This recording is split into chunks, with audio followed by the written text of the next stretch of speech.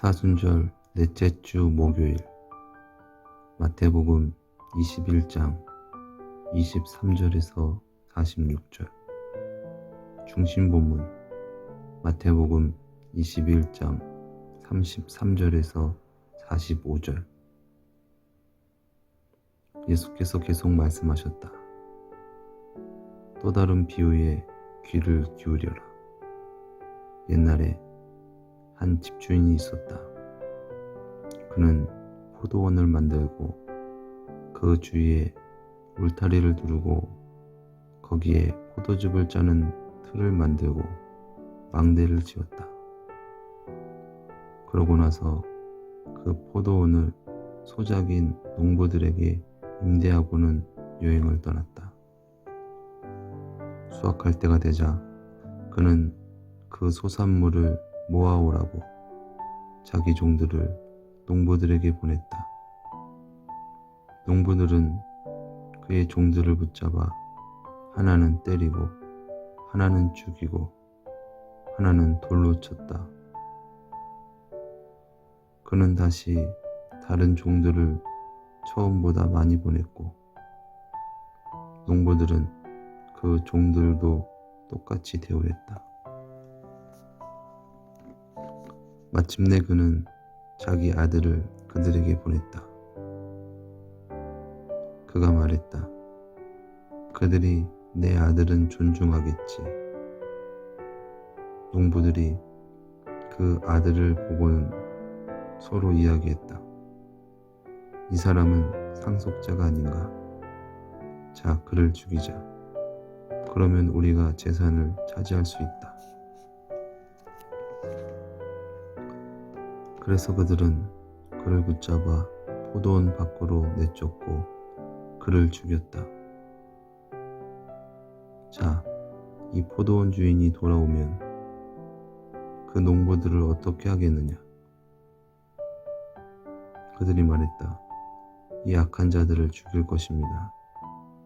그리고 포도원은 제때에 소산물을 그에게 바칠 다른 농부들에게 임대할 것입니다.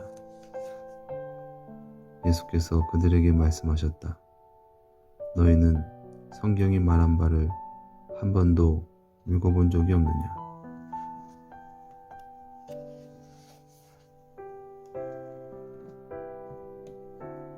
건축자들이 버린 돌이 모퉁이에 머릿돌이 되었나니 이것은 주로 말미암아 된 것이요 우리 눈에 기이하도다.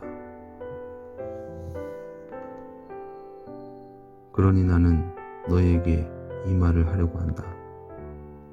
하나님의 왕국을 너희가 빼앗기고 열매를 맺는 나라가 그 왕국을 받을 것이다.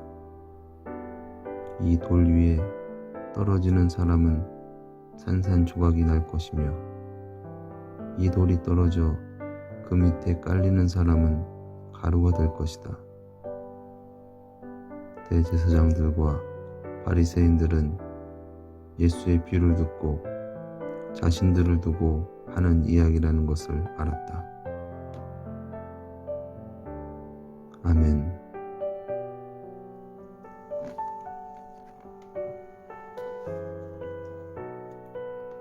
한 지역교회에서 예배를 드릴 때 두 번째 성경 낭독 시간에 이 본문을 읽은 적이 있다. 그 당시 교회 옆에는 3살짜리 소년을 둔 한 가족이 살고 있었다. 이 본문을 읽던 와중에 그 소년이 인형을 가지고 들어와서 노는데 예배는 안중에도 없었다.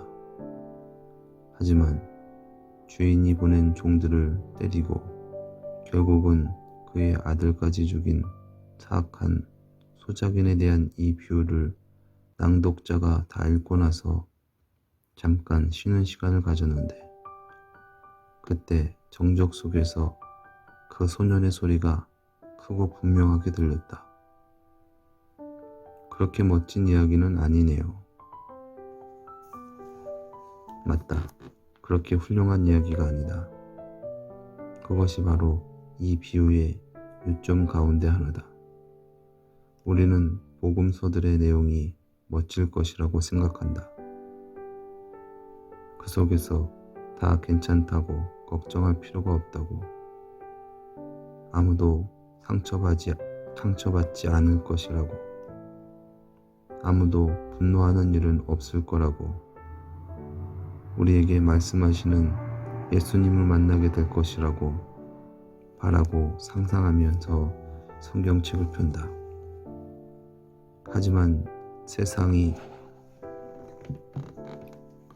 이 모양 이 꼴인데 하나님께서 이 상황들 때문에 심기가 불편하지 않으신다면 그는 좋은 하나님이 아닌 것이다. 그가 조만간 그 상황들을 해결할 조치를 취하지 않으신다면 그는 결코 하나님이실 리가 없다. 신약 성경 전체의 기반은 살아계신 하나님께서 나사렛 예수 안에서 마침내 심판과 긍휼 가운데 이 세상을 다스리는 권한을 예수의 손에 넘겼다는 믿음이다.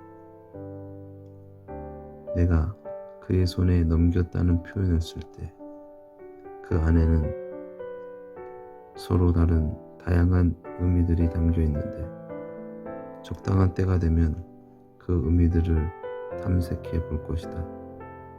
비극적이게도 하나님께서 원하시는 일을 가로막고 있던 것은 하나님 자신의 백성, 예수 자신의 백성, 곧 이스라엘이었다. 성경에서 포도원은 종종 이스라엘 백성을 상징하는 이미지로 사용된다. 구약의 예언서들을 보면 종종 그 포도원은 잘못을 저지르고 난폭해지며 자신을 조성한 주인에게 반역하는 것으로 묘사되곤 한다. 하지만 오늘 본문의 이야기 속에서 문제를 일으킨 것은 소작인들이다. 포도원 자체는 하나님의 내적인 목적에 포함된 것으로 보아 보인다. 즉, 이 세상을 위한 하나님의 구원 계획을 시행하는 담당자인 것이다. 구약 성경의 내용처럼 하나님은 자기 백성에게 선지자들을 파송했지만 그 백성은 귀담아 들기를 거부했다. 이제 마지막 그는 자신의 아들을 보내신다. 그리고 그의 백성은 귀를 기울이는 대신 만약 그 아들을 죽이면 그들이 포도원을 차지할 수 있을 것이라고 생각한다.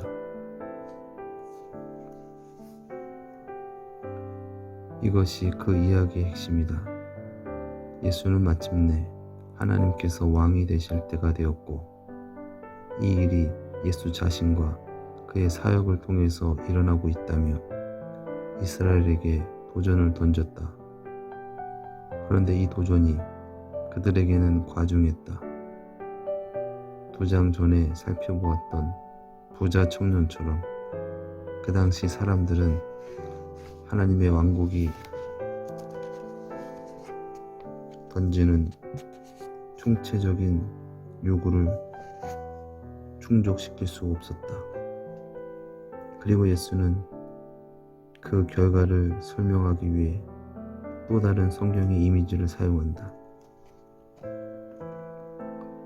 벽돌로 쓰기에는 적합하지 않지만 머릿돌로는 제격인 돌, 그리고 모든 대적을 쳐서 부서뜨릴 돌, 영어 단어 선과 선, 아들과 스톤, 돌은 매우 유사한데 마찬가지로 히브리어 벤, 아들과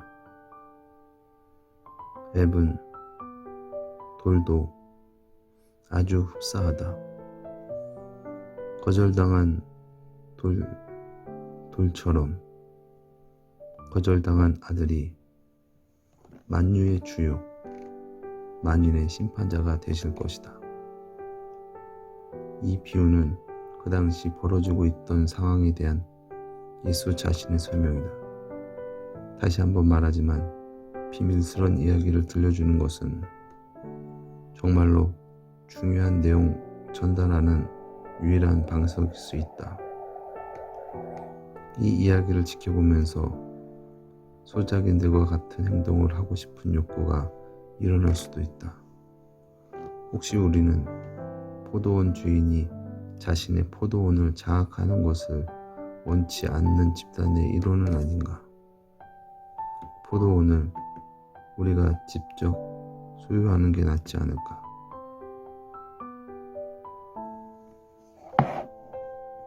오늘의 기도. 전능하신 하나님, 우리에게 은혜를 베푸셔서 당신의 왕국의 열매를 맺게 하시며 당신의 새 성전의 머릿돌 대신 당신의 아들을 찬양하게 하소서. 예수님의 이름으로 기도드렸습니다. 아멘. 오늘 우리가 함께 묵상한 마태복음 21장 33절에서 45절 말씀은 포도원 소작인에 대한 비유입니다. 우리가 일전에 함께 은혜 받은 마태복음 20장에 나오는 이 포도원 품꾼의 비유. 그 비유는 하나님께서 먼저 부른 자나 또 나중에 부른 자나 다 구원하시겠다. 그러나 먼저 된 자는 나중되고 나중된 자가 먼저 될 것이다 라는 어떤 하나님의 그 은혜와 사랑에 대한 말씀이었다고 한다면, 오늘 말씀은 하나님의 심판에 대한 말씀인 것 같습니다. 이 포도원의 주인이 포도원을 만들고 또 그 모든 것들이 다 주인의 것인데, 이 소작인을 놓고 거기서 일을 하라라고 명하였는데, 그 소작인이 주인이 보낸 종들을 멸시하고 또 때리고 또 죽이고 그랬다는 것이죠.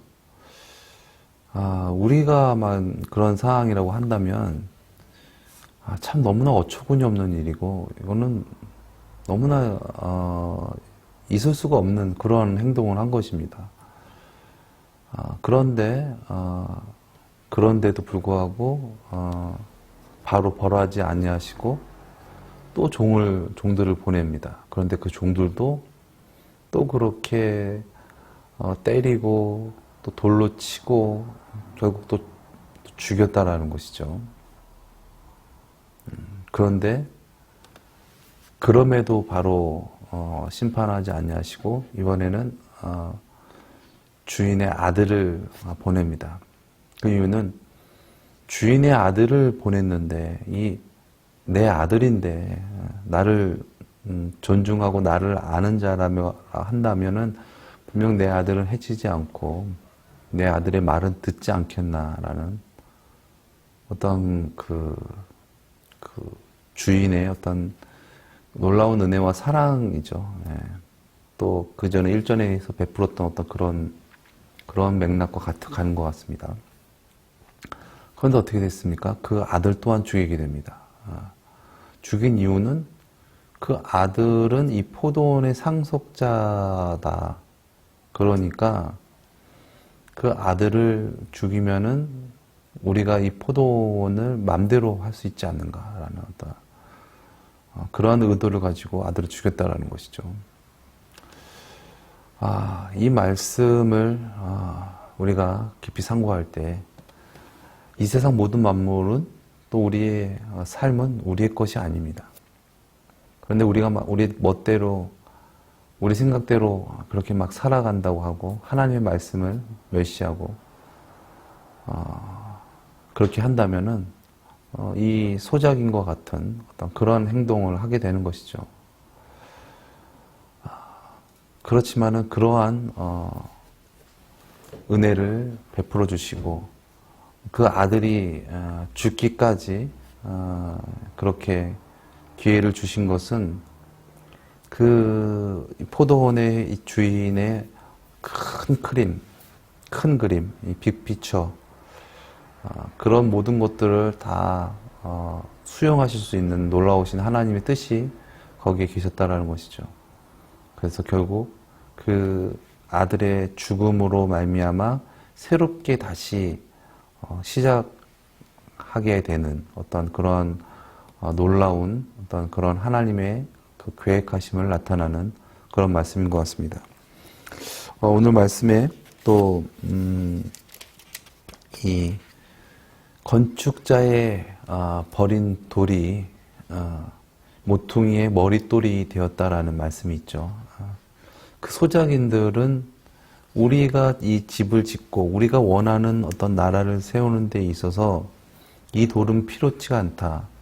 마치 그 주인의 아들을 멸시했던 그래서 본인들의 어떤 세계와 나라를 구축하려고 했던 이런 소작인처럼 그 벌을 버렸다라는 것이죠. 그런데 그 버린 돌이 모퉁이의 머릿돌이 되었다. 이 집은 반대로 나타난 거에 반대로 짓게 되죠. 뭐 마찬가지 모든 것이 마찬가지겠지만 이 순서가 가장 먼저 순서가 이 집을 짓기 전에 이 기반을 다지고 그 기반에 집을 올려놓을 수 있는 어떠한 그런 기초석을 놓는데 그들이 필요 없다고 버렸던 그 돌이 새 나라의 그 가장 중요한 머릿돌이 되었다라는 것이죠. 그래서 그 머릿돌로 말미암아 이 집이 지어진다. 이것은 예수님께서 말씀하신 그 마태복음 7장에 이 반석 위에 지은 집을 말씀을 하신 거겠죠. 또 예수님께서 이 베드로의 이 신앙 고백을 통해서 내가 이 반석 위에 교회를 세우리니 음부의 권세가 이기지 못하리라 말씀하신 그 말씀과도 일맥상통하다고 할 수 있을 것 같습니다. 정말 우리는 받아들이지 않고 우리는 영접하지 않고 우리는 멸시하고 천대하고 결국 그 죽인 그 예수님으로 말미암아 하나님은 새로운 나라를 천국을 세우시겠다라는 그런 말씀입니다. 그래서 우리가 진정 구원은 우리의 의와 우리의 어떤 노력이 아니라 하나님의 놀라운 크신 사랑, 그 은혜라는 것을 우리가 명심하고 우리가 이 땅 살아갈 때 내 생각, 내 뜻, 내 계획 어떤 그런 것들이 가득 차 있으면 절대 하나님의 나라를 수용할 수 없고 예수님을 수용할 수 없습니다. 그렇게 되면 결과적으로 하나님 앞에 그런 행동을 하게 되는 정말 멸망받을 수밖에 없는 어떤 그런 우리가 된다라는 것이죠. 그래서 오늘 본 말씀에도 그 돌이 우리의 천국의 머릿돌이 되신 그 예수님, 그 예수님이 그 돌 위에 떨어지는 사람도 산산조각 나고 그 밑에 깔리는 자들도 완전히 가루가 될 것이다라는 말씀입니다. 이것은 우리가 즉 예수님이 오셨을 때에 예수님을 수용하지도 못했고 예수님을 버렸지만 하나님은 그 예수 그리스도를 통하여서 이 세상을 심판하신다는 것입니다. 그래서 우리의 어떤 그런 죄악을 우리가 용서받는 것은 그분이 우리의 머릿돌이 되시고 우리 영혼의 반석이 되십니다. 그래서 그분으로 말미암아 시작되어지는 우리의 삶이 되어야 되는데 그렇게 하지 않고 살아간다면 예수님을 영접하지 않고 예수님을 멸시한다면 결과적으로 그 예수님이 우리에게는 심판주로 오신다라는 것이죠. 그래서 우리가 진정 우리를 사랑하셔서 십자가에서 죽으시고 부활하신 그 예수님을 구원주로 영접할 수 있는 저와 여러분 되시길 바랍니다. 멸시하고 천대해서 심판의 주로 우리가 맞이하는 그런 불행한 삶이 되어지는 것이 아니라 진정 우리의 죄와 우리의 그 모든 허물을 용서하시고 사랑하시고 구원하시길 원하시는 진정한 우리에게 천국을 주시기를 원하시는 그 예수님, 우리의 참 반석 되시는 그 예수님으로 말미암아 진정 우리의 삶이 하나님의 나라가 이루어지고 그렇게 세워지는 그러한 놀라운 그러한 하나님의 뜻이 이루어지기를 예수님의 이름으로 축원드립니다. 기도하시겠습니다.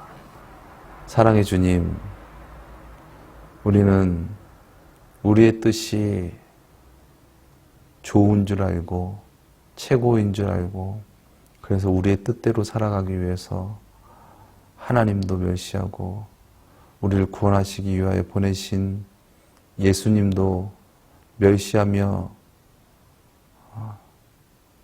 살아갈 수밖에 없는 우리 인생인데 놀라우신 은혜와 사랑으로 말미암아